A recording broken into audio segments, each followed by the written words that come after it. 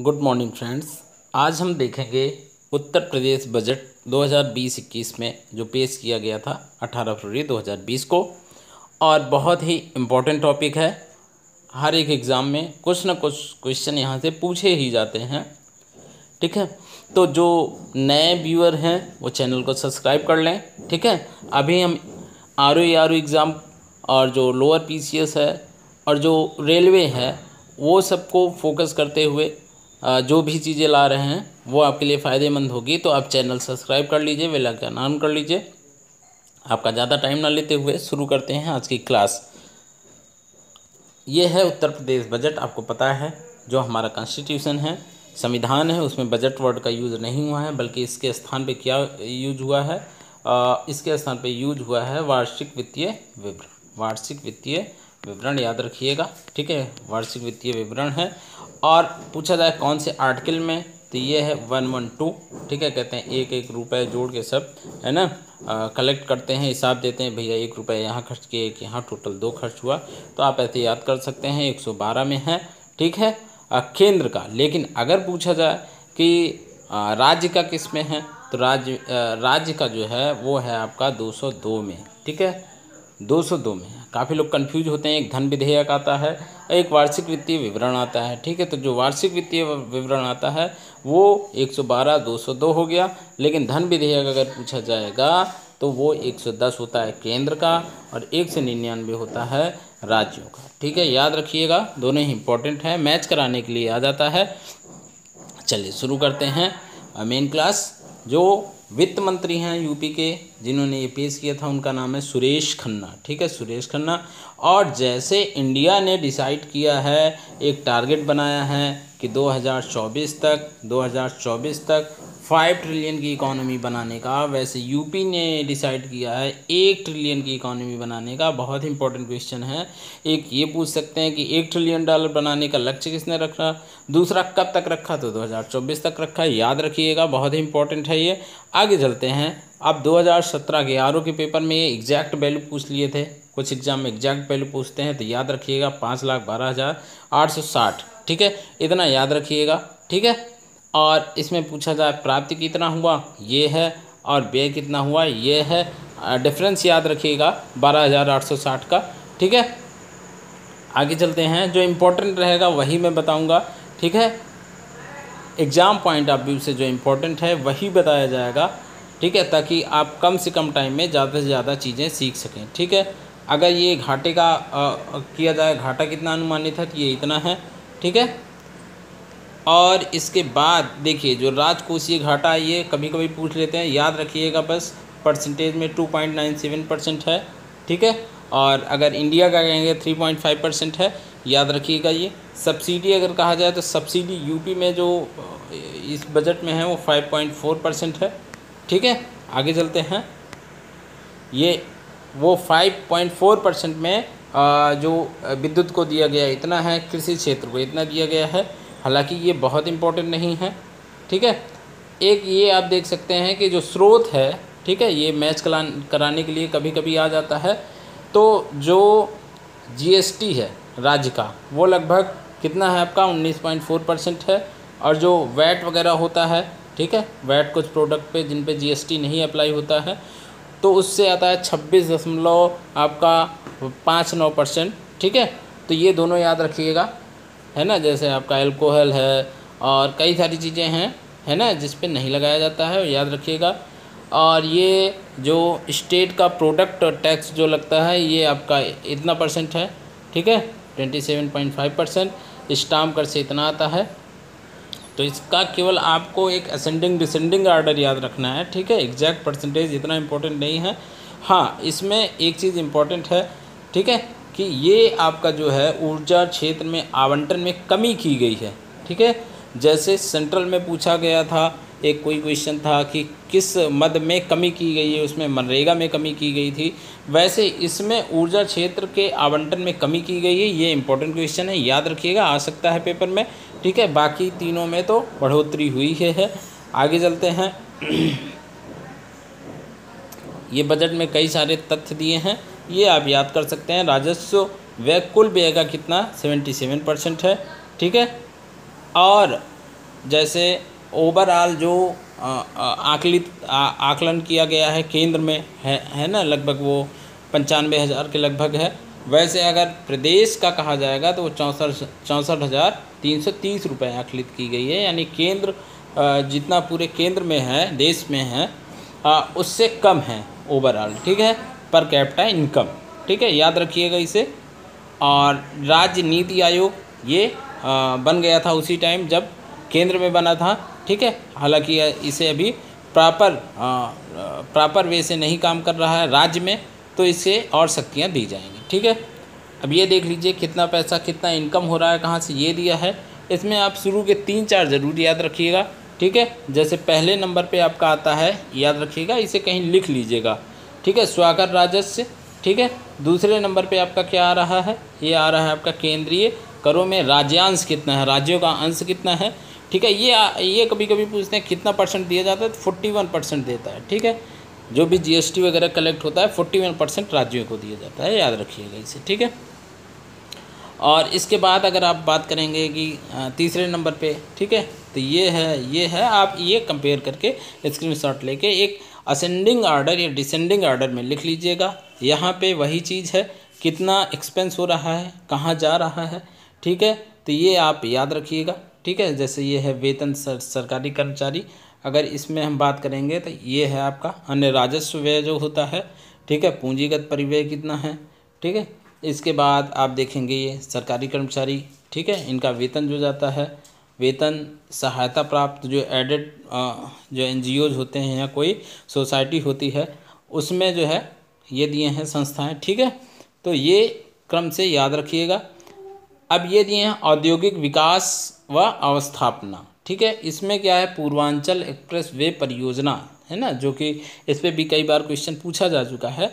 इसकी लंबाई याद रखिएगा, ठीक है। कभी कभी ऐसे ही दे देते हैं कि सबसे लंबा कौन सा है, तो आपका गंगा एक्सप्रेस वे, उससे छोटा ये हो जाएगा, उससे छोटा, ठीक है। तो ऐसे जो है चीज़ें याद होनी चाहिए, ऐसे भी, ठीक है। तो ये इसके ऊपर क्या है, लखनऊ से गाजीपुर तक के लिए है, ठीक है, आजमगढ़ और ये आपका फैजाबाद, थोड़ा सा ऐसे होते हुए इसका याद रखिएगा कौन कौन से ज़िले से जा रहा है, ठीक है। इसके बाद क्या है, गोरखपुर लिंक एक्सप्रेसवे। देखिए जो लिंक एक्सप्रेसवे है मीन्स वो जाके, जैसे कोई मेन जो आपका एक्सप्रेसवे जाता रहता है उसी में लिंक हो जाता है, इसलिए लिंक एक्सप्रेसवे कहते हैं। इसकी जो लंबाई होती है उतनी नहीं होती, देखिए इसीलिए यहाँ पे 91 किलोमीटर लिखा है, ठीक है। चलिए आगे चलते हैं। अब ये बलिया में पूर्वांचल एक्सप्रेसवे जोड़ने के लिए बलिया लिंक एक्सप्रेसवे, यहाँ भी लिंक एक्सप्रेसवे का वो किया गया है, ठीक है, प्रस्ताव किया गया है। गंगा एक्सप्रेसवे जो कि सबसे बड़ा है, तो ये बहुत इंपॉर्टेंट है, अभी तो ये निर्माणाधीन है, तो जैसे जैसे अभी आगे इससे क्वेश्चन आते रहेंगे 2-3 साल तक, ठीक है, याद रखिएगा इसे। इसके अलावा एक है डिफेंस इंडस्ट्रियल कॉरिडोर, ये बहुत इंपॉर्टेंट है, ठीक है। इसमें जो यूपी के झांसी, चित्रकूट, आगरा, कानपुर, अलीगढ़, जालौन, ठीक है, ये 6 ज़िले हैं, इसे याद रखिएगा, ठीक है, बहुत ही इंपॉर्टेंट है। पूछ लिया जाएगा कि कौन सा ऐसा ज़िला है, ठीक है, जहाँ से ये कॉरिडोर नहीं गुजरता है, तो आपको ये याद रखना होगा, झांसी, चित्रकूट, आगरा, कानपुर, अलीगढ़ और जालौन, ठीक है।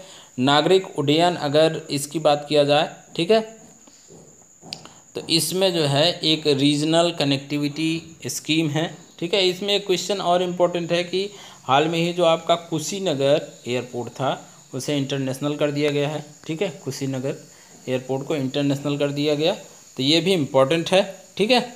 और ये पर्यटन की दृष्टि से किया गया, वहाँ पे पर्यटन क्षेत्र को बढ़ावा देने के लिए, ठीक है।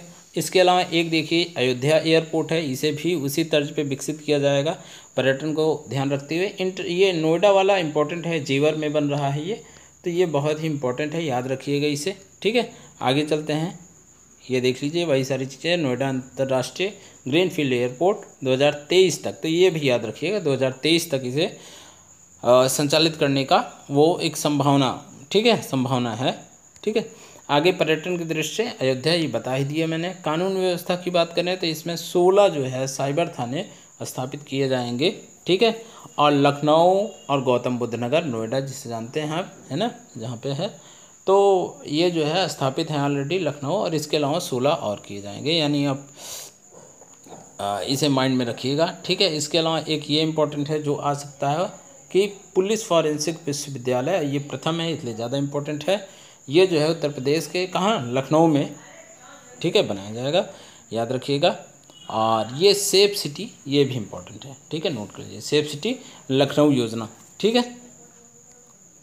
इसके अलावा आगे बात की जाए तो राष्ट्रीय पोषण अभियान कार्यक्रम, ठीक है, इसे चलाया जाएगा। और ये 3 स्कीमें हैं, तीनों स्कीम इम्पोर्टेंट है, ठीक है। सबसे ज़्यादा इम्पोर्टेंट है ये मुख्यमंत्री कन्या सुमंगला योजना, ये आप ज़रूर ध्यान दीजिएगा, ठीक है। आगे चलते हैं युवा वर्ग, ठीक है। इसमें जो है युवा वर्ग के लिए एक तो ये योजना है मुख्यमंत्री शिक्षुता प्रोत्साहन योजना, ठीक है। इसमें क्या है कि ये ट्रेनिंग वगैरह एमएसएमई के लिए है ना, मीडियम, स्मॉल और ये माइक्रो जो आपका ये एंटरप्रेन्योर है उसमें जो है ट्रेनिंग देंगे, ठीक है, ट्रेंड करेंगे। और इसके लिए क्या मासिक प्रशिक्षण भत्ता भी दिया होगा, जिसमें केंद्र जो है 1500 रुपये और राज्य जो है 1000 रुपये करेगी, तो ये भी इम्पोर्टेंट है, ठीक है। और याद रखिएगा, बहुत ही इम्पोर्टेंट है, एग्ज़ाम में आ सकता है, स्पेशली ये दूसरा वाला जो आपका ये युवा हब है, ठीक है, ये पूछा जा सकता है, इसका उद्देश्य पूछा जा सकता है, तो उद्देश्य आपको बता ही दिया गया है, ठीक है।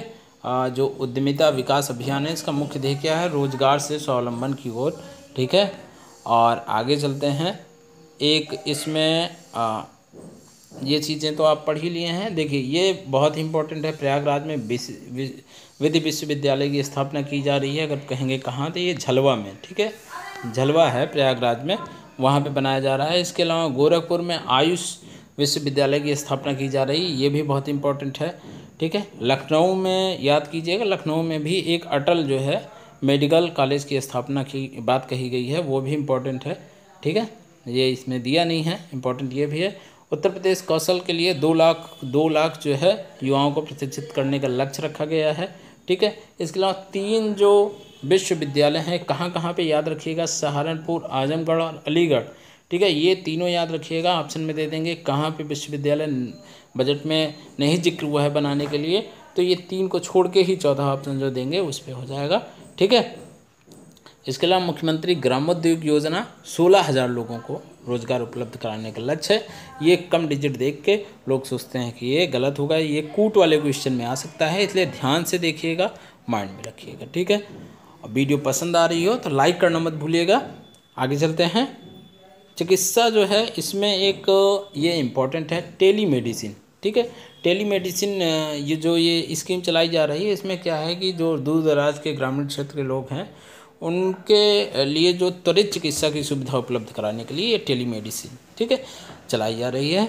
और इसके अलावा लखनऊ में ही एक जो है ये डायबिटिक रेटिनोपैथी निदान केंद्र की स्थापना की जा रही है, ये भी इम्पोर्टेंट है। इसके अलावा संजय गांधी स्नातकोत्तर संस्थान जो कि लखनऊ में ही है, यहाँ पे advance diabetes and endocrine sciences centre की स्थापना की जा रही है, ये दोनों ही इम्पोर्टेंट है, ठीक है, याद रखिएगा। आगे चलते हैं, ये श्यामा प्रसाद मुखर्जी चिकित्सालय जो है इसके लिए इसमें मतलब ये तो वहाँ है, यहाँ पे ट्रामा सेंटर की व्यवस्था की जाएगी, याद रखिएगा। इसके अलावा मुख्यमंत्री किसान दुर्घटना कल्याण योजना प्रारंभ करने की घोषणा की गई है। तो ये ऐसे ही आता है कि ये किस राज्य में, ठीक है, इसमें ऐसे क्वेश्चन बनते हैं कि मुख्यमंत्री किसान दुर्घटना कल्याण योजना किस राज्य की है, 4 राज्यों का आप दे देंगे आपको, तो याद रखिएगा, ठीक है, बहुत इंपॉर्टेंट है। अब ये प्रधानमंत्री, ठीक है, मातृ वंदना योजना, ठीक है, साध्य, इसमें कई चीज़ें आ जाती है, कभी कभी इसका क्रोनोलॉजी आ जाता है लगाने के लिए कि सबसे पहले कौन स्कीम आई उसके बाद, ठीक है, ये भी कर लीजिएगा। और इसमें जो बहुत सारी शर्तें हैं, ठीक है, अगर इसी वीडियो में बताया जाएगा तो वीडियो लंबा हो जाएगा, इसलिए मैं अलग से बना दूंगा, ठीक है, लेकिन ये आप जो है माइंड करके रखिएगा, ठीक। आगे चलते हैं, देखिए ये इम्पोर्टेंट है कि जो खाद्यान्न का टोटल लक्ष्य रखा गया था वो कितना रखा गया था, 641,74,000 का रखा गया था, ठीक है, इस बार रखा गया है। पिछली बार 5,70,000 के अप्रॉक्स रखा गया था और 6,04,000 के अप्रॉक्स प्राप्त हुआ था, तो उस हिसाब से काफ़ी मतलब अच्छा कहेंगे, उत्पादन काफ़ी अच्छा हुआ था, इसीलिए इस बार लक्ष्य को और बढ़ा के रखा गया है। और इसके लिए सरकार बहुत सारी व्यवस्था भी करेगी, अभी आगे आप पढ़ेंगे, ठीक है। जैसे ये है ना 1649 कस्टम हियरिंग केंद्र, और 305 फार्म मशीनरी बैंक स्थापित किए जाएंगे, ठीक है, कृषि को बढ़ावा देने के लिए। राज्य में कृषिगत नवीन जानकारी है तो 20 नए कृषि विज्ञान केंद्र खोले जाएंगे। तब ये याद रखिएगा, कहाँ ये इंपॉर्टेंट नहीं, कितने ये इंपॉर्टेंट है, कितने 20, ठीक है, याद रखिएगा।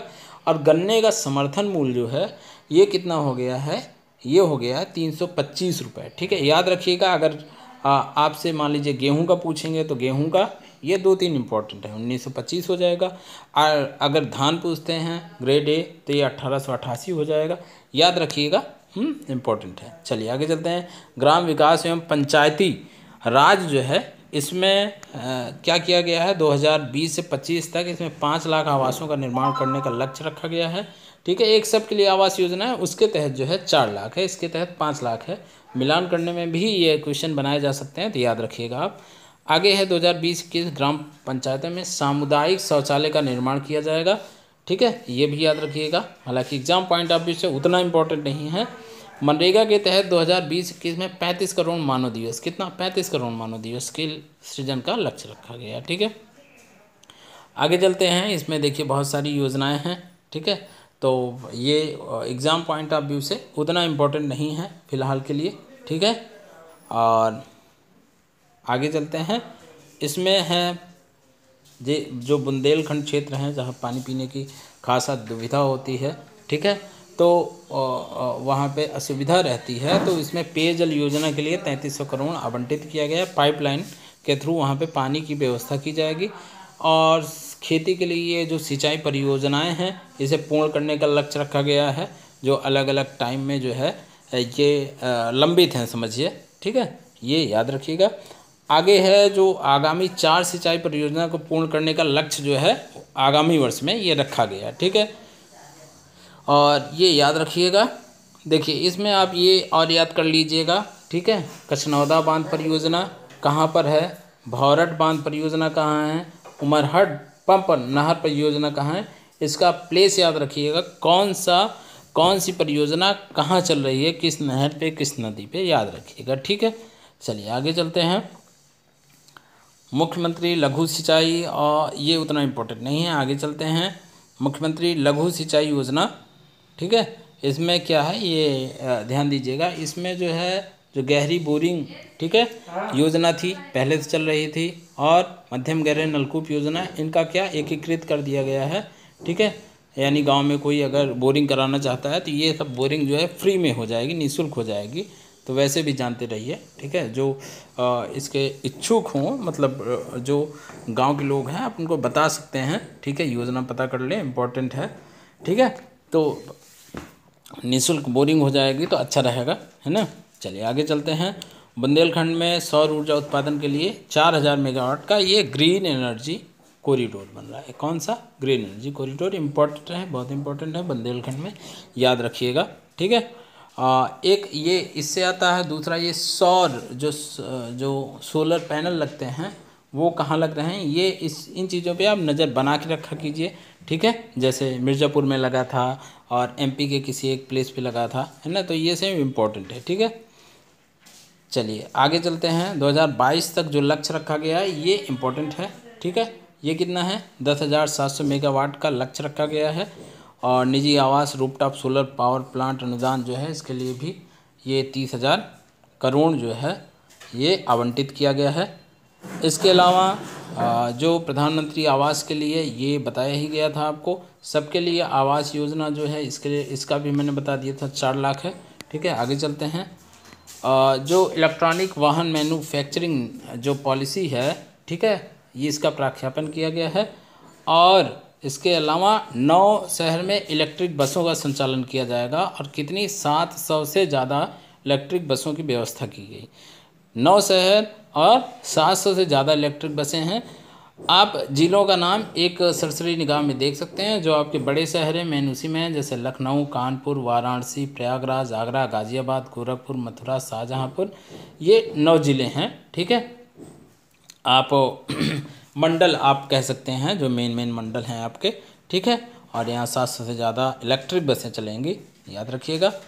और इसके अलावा देखिए ये इम्पोर्टेंट है कि जो रीजनल रैपिड ट्रांजिट सिस्टम, ये तो दिल्ली से मेरठ के बीच चलेगा, ये याद ही होगा आपको। कानपुर मेट्रो रेल परियोजना, ये इम्पोर्टेंट है। आगरा मेट्रो परियोजना, ये इम्पोर्टेंट है, ठीक है। आगे चलते हैं। एक राष्ट्रीय प्रेरणा स्थल बनाया जा रहा है लखनऊ में, ठीक है, तो इसके लिए 50 करोड़ की व्यवस्था है, याद रखिएगा। राज्य के 7 नगर निगम में स्मार्ट सिटी, ठीक है, स्मार्ट सिटी के रूप में विकसित किया जा रहा है। ये क्वेश्चन भी आया था कितने स्मार्ट सिटी हैं, तो पहले तो 12-13 डिसाइड हुए थे, लेकिन एट लास्ट जाके 10 ही जो है फाइनलाइज हुए हैं, ठीक है। और इसमें अयोध्या, फिरोजाबाद, गाजियाबाद, मेरठ, गोरखपुर, मथुरा, वृंदावन, शाहजहाँपुर, ठीक है, तो आप इसे याद रखिएगा। शिक्षा की बात करते हैं तो शिक्षा में जो ये निजी विश्वविद्यालयों को प्रवेश के लिए क्या किया गया है, विनियमित किया गया है, ठीक है। और इसके अलावा मदरसों के आधुनिकीकरण के लिए, समझिए आधुनिक विषयों की शिक्षा हेतु ये 479 करोड़ का आवंटन किया गया है, ठीक है। आगे चलते हैं। लोक निर्माण की बात करें तो मथुरा में गोवर्धन परिक्रमा मार्ग, कौन सा मार्ग, इसके बाहरी परिधि को सर्विस रोड के निर्माण का प्रस्ताव किया गया है, ठीक है।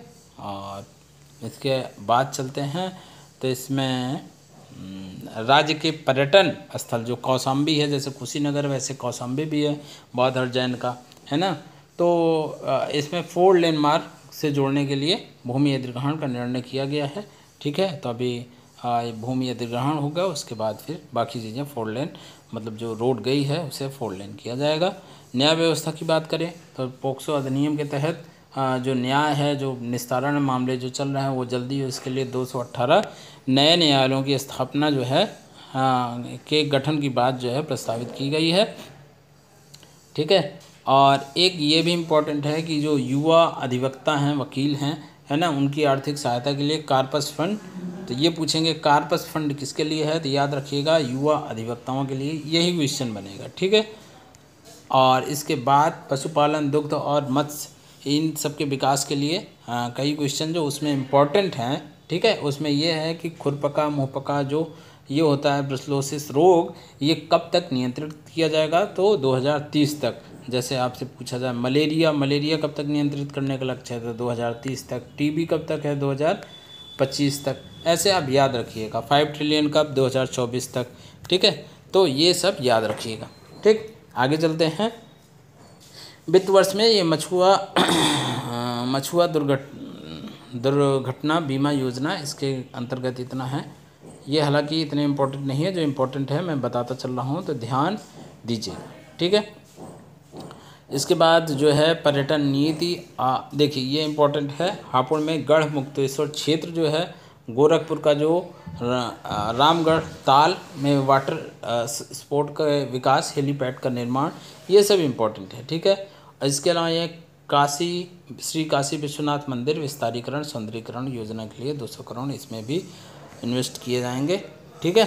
सूक्ष्म लघु और मध्यम उद्योग के लिए, ठीक है, ये किया जाएगा, जिसमें ये वस्त्र उद्योग के क्षेत्र में 25,000 बुनकरों के रोजगार सृजन का लक्ष्य रखा गया है, ठीक है। चलिए आगे चलते हैं। बजट में मुख्यमंत्री दुर्घटना कल्याण बीमा, ये भी इम्पोर्टेंट है, ठीक है, जैसे प्रधानमंत्री का था, तो ये इम्पोर्टेंट है, ठीक है, कि अगर किसान जो है खेती करते टाइम ऐसा कोई कैजुअलिटी होती है तो उसका भी क्या होगा, बीमा होगा, और उसे एक फिक्स अमाउंट दिया जाएगा, ठीक है। तो ये भी इम्पोर्टेंट है, ये भी आप देख लीजिएगा, ठीक है। आगे चलते हैं। दिव्यांगजन कल्याण के लिए 2 इम्पोर्टेंट है। एक तो जो समेकित विकास, ठीक है, ये पालनहार परियोजना पूछा जा सकता है किससे रिलेटेड है, तो ये जो दिव्यांग दंपति है उनके बच्चों के पालन पोषण हेतु अनुदान देने का प्रावधान है, तो ये इम्पोर्टेंट है, ये पूछ लेंगे किससे रिलेटेड है, पालनहार परियोजना, ठीक है।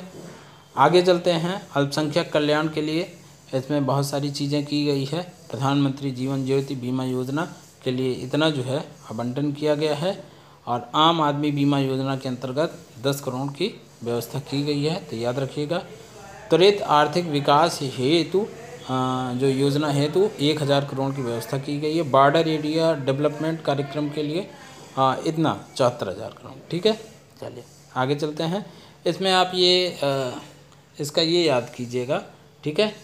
डिसेंडिंग ऑर्डर सबसे ज़्यादा शिक्षा है, उसके बाद परिवहन है, ग्रामीण विकास है, आवास वह शहरी विकास है, उसके बाद पुलिस है। तो ये याद रखिएगा, ठीक है, क्रम से। ये चीज़ आप क्रम से याद रखिएगा, ठीक है। स्क्रीनशॉट लेना है, स्क्रीनशॉट ले लीजिए। चलिए आगे चलते हैं। विगत वर्षों की उपलब्धियां क्या है, तो प्रदेश ने क्या इन्वेस्टर समिट का सफल आयोजन किया, तो ये इम्पोर्टेंट है, ठीक है। और इसके अलावा ये डिफेंस जो आपका हुआ था एक्सपो, डिफेंस एक्सपो कहाँ हुआ था, डिफेंस एक्सपो जो हुआ था वो लखनऊ में हुआ था आपका, याद रखिएगा, ये भी इम्पोर्टेंट है, कुछ एग्जाम में पूछा भी जा चुका है। और जो कहा जा रहा है कि किसानों की आय दोगुनी करनी है, इसके लिए एक the million farmers school program आयोजित, ठीक है, आयोजित हुआ। इसके अलावा धान संस्थान जो फिलीपींस की प्रथम शाखा जो है, जो क्षेत्रीय शाखा है, वो वाराणसी में स्थापित हुई। और जो एक कहा जाता है कटक, तो कटक में वो चावल का शोध संस्थान है, लेकिन इंडिया का है।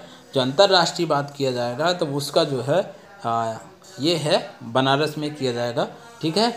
और ये स्थापित हो चुका है, तो ये इम्पॉर्टेंट है। कई लोग कंफ्यूज हो सकते हैं, इसलिए ऐसे क्वेश्चन बनने की ज़्यादा संभावना होती है, ठीक है। साथ में Commonwealth parliamentary association India regional conference का आयोजन जो है ये 2020 में 15 से 19 जनवरी के बीच लखनऊ में आयोजित किया गया।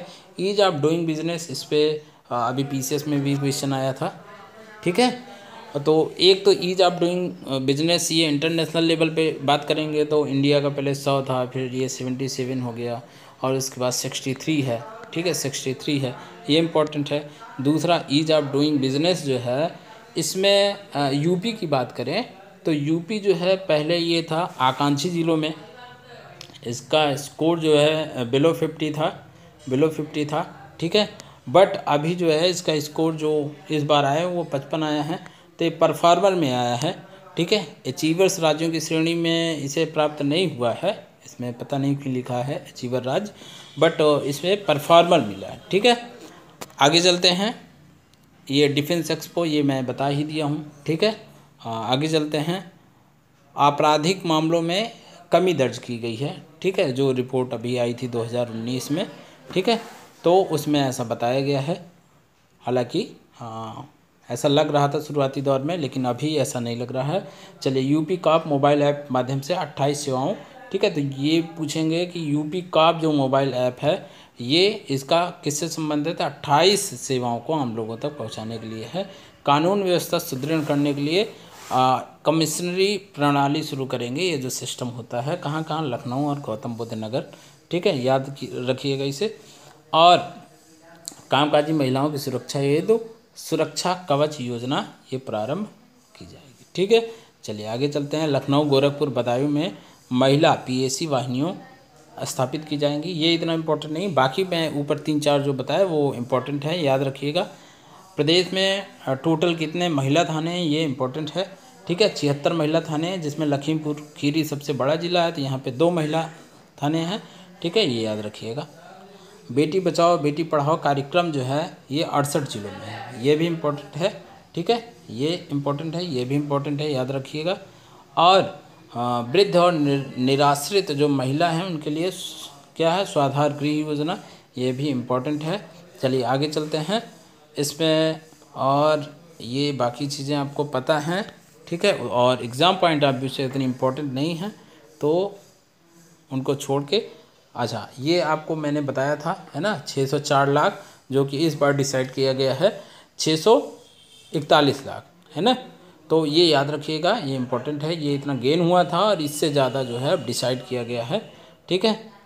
और 25 मंडियों को ई नैम वाले पोर्टल से जोड़ा गया है। देखिए पहले ये जो आपका अभी अध्यादेश लाई है सरकार जो है कृषि पे, 3 अध्यादेश, तो उनसे पहले ये ई नैम वाला पोर्टल था जिसमें ये व्यवस्था थी कि कोई किसान एक राज्य से दूसरे राज्य में, एक स्थान से दूसरे स्थान पर अपनी उपज जो है अपनी जो खेती से प्रोडक्ट निकल रहा है वो बेच सकता है, ठीक है। तो ये इतना याद रखिएगा, ठीक है।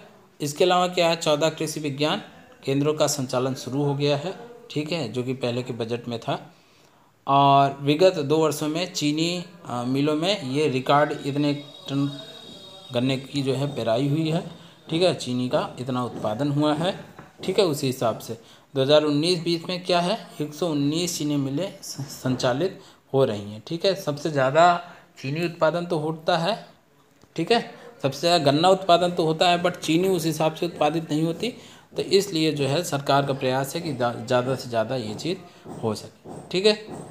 और चीनी मिल रमाला बागपत को जैन संयंत्र को लोकार्पण जो है 4 नवंबर को किया गया। देखिए ये इंपॉर्टेंट है। इसके बाद वनटंगिया, ठीक है, मुसहरकोल और थारू जनजाति के 38 वन ग्रामों को राजस्व ग्राम घोषित किया गया है। जल्दी मैं वन वाला जो है, जो वन रिपोर्ट आई 2019 में, जब उसे लाऊंगा तो ये मैं एक्सप्लेन करूंगा कि वन जो है किस किस टाइप से डिवाइड किया गया है। ठीक है। और उसमें ये क्या है, ठीक है, ग्राम वन क्या है। और आगे चलते हैं। ये है, देखिए यहाँ पे लिखा है प्रधानमंत्री आवास योजना में किसमें है, परफॉर्मर सूची में है, ये प्रथम स्थान पे, याद रखिएगा। ठीक है। और ये है आपका आगे 2,61,00,000 परिवारों हैं तो शौचालय का निर्माण किया जाएगा। ठीक है। और ये कई सिंचाई परियोजनाएं हैं। ठीक है। इसमें ये इम्पोर्टेंट है, ध्यान दीजिएगा।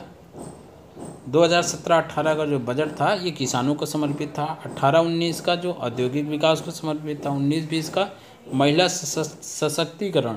2020-21 का है युवाओं की शिक्षा, संवर्धन, रोजगार। ठीक है। ये तीनों वर्ड याद रखिएगा। ठीक है। ये भी शिक्षा, संवर्धन और रोजगार को समर्पित है। ये इतना इम्पोर्टेंट था।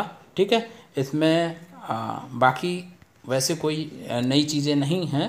ठीक है। दिया काफ़ी कुछ है, बट आपके एग्ज़ाम पॉइंट ऑफ व्यू से ये इतना इम्पोर्टेंट था।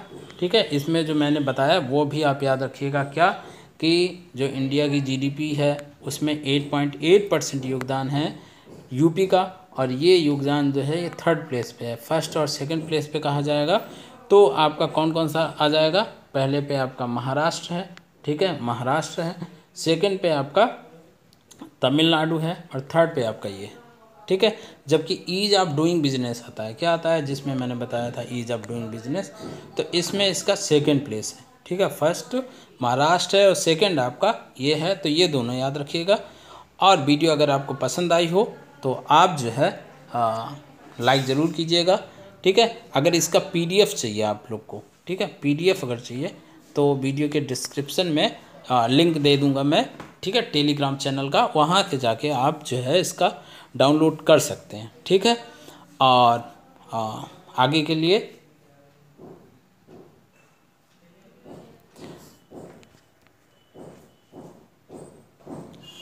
वन और जो केंद्र का बजट है उसे मैं जल्द ही लेके आऊँगा। ठीक है।